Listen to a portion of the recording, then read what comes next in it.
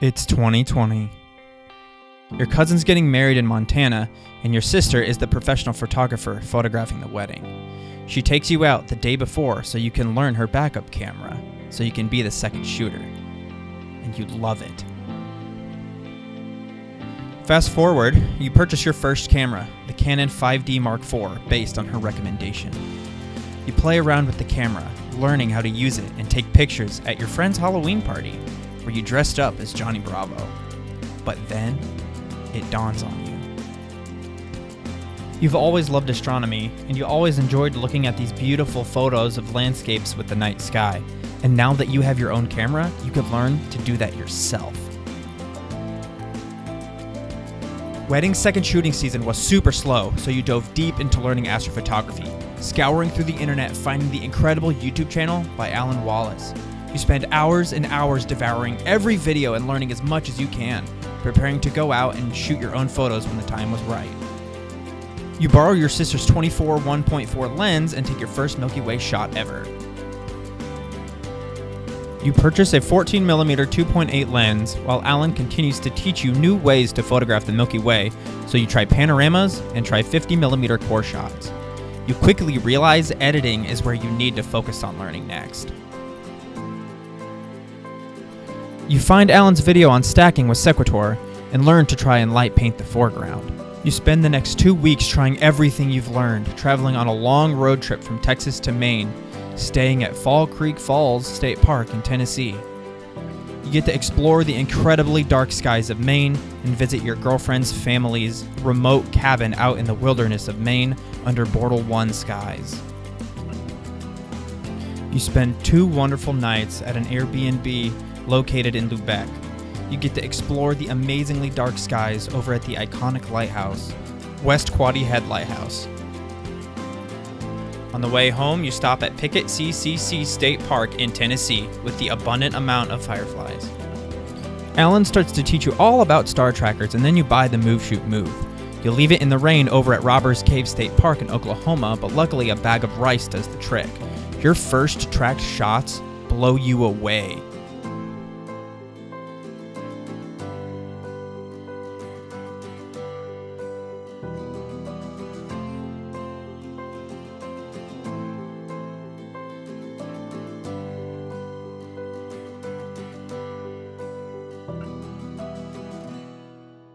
Alyn starts teaching you of the wonders of the winter Milky Way and the amazing stars and constellations of the winter sky.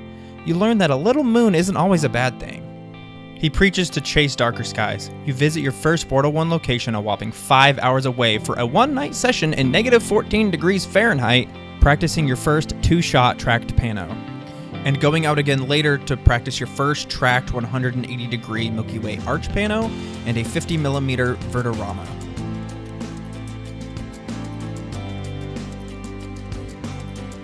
I took Alyn's teaching to the next level with aurora photography. By complete surprise, I witnessed the northern lights for the very first time. I took my second tracked Milky Way pano, and I was actually very happy with this one. I visited Sleeping Bear Dunes for an early birthday trip. After driving 3 hours there, I discovered my 14mm was broken, leaving me with only a 50mm. I took this crazy 75-shot tracked pano after only just diving into multi-row panos weeks prior. At the end of the month, I returned again for workshop location scouting and was greeted by my first naked eye aurora experience. I traveled all over the area and learned the very important lesson of checking all your panorama frames for tracking accuracy. Incredibly excited to put Alyn's teachings about tracking, stacking, and blending to work with the new Move Shoot Move, our girlfriend and I returned to Maine for our annual road trip. At camp, I took my most needlessly complicated mosaic to date, being blue hour blended, stacked, and tracked with over 100 shots total, but it's still one of my favorite shots to date. We returned again to Lubeck to West Quoddy Head Lighthouse, and these are my favorite shots to date. I also went down the super sketchy path at night to Boots Cove Lookout. After Lubeck was Acadia National Park. I don't remember why, but my tracker stopped working, so I took stacked shots everywhere I went.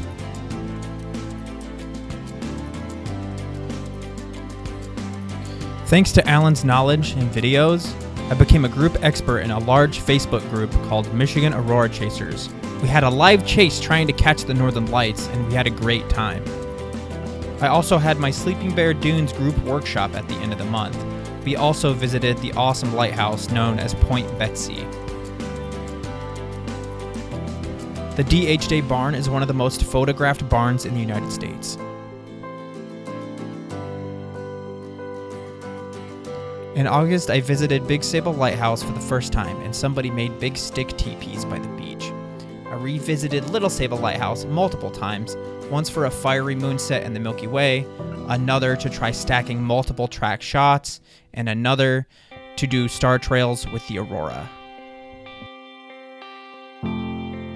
September was crazy.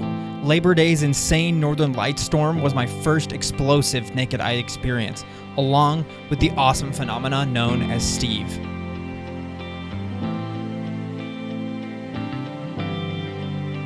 I returned again to Little Sable Lighthouse to practice tracked vertoramas at 50mm with insane airglow that night. I was back again to try my hand at 180-degree vertoramas. At the end of the month at Sleeping Bear, I held a free Aurora meetup with about 10 people, making some lifelong friends, helping them with their settings and gear. Sadly, no Aurora showed. October was crazy busy as well. I continued to share the passion of astrophotography through workshops, and at the workshop, I ended up taking these really cool portraits of all the guests that attended. I explored 2 new lighthouses with a friend, old and new Presque Isle lighthouses over on the northeast side of Michigan. We even ended up capturing some aurora with some very surprisingly lackluster data. And after all of that, I still made my way to my favorite Bortle 1 waterfall for amazing airglow panoramas.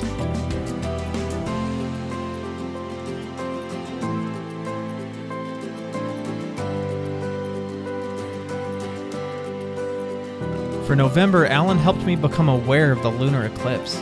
It was my first time using a 300mm at night, but thankfully because of his teachings, figuring out the settings was a breeze. I also tried to track and stack long exposures of Orion for the first time. In December, Alyn inspired me to start my own YouTube channel, to vlog my outings and try to help more people. You'll find those videos on my channel, and I also did my first star trails over 4 hours long. I think it's safe to say that Alyn has inspired not only me, but hundreds of thousands of people across the world. I never had the opportunity to meet him in person, but from what I've heard from people that do know him, he's just as amazing in real life as I believe him to be. Alyn, we are grieving. Grieving for you, a man that was taken too early. The heart and soul of the astrophotography community, and you will be deeply missed by everyone you've influenced. I think the term influencer is often used with a negative connotation, but you were the good kind. You, the influencer, encouraging us to take a chance and photograph the night sky. Your wisdom is more valuable than you'll ever know. If it weren't for you, I wouldn't have had my photo be on the front page of the newspaper with a feature about chasing the northern lights. If it weren't for you, I wouldn't have been given the title Aurora Photographer of the Year for 2023 by Capture the Atlas. If it weren't for you, I wouldn't have traveled to the Nightscaper conference and met tons of other amazing astrophotographers. May your spirit rest in the stars. Rest in peace, Alyn Wallace. Thanks so much for watching, and if you'd like to continue to watch my journey of astrophotography throughout the year, feel free to.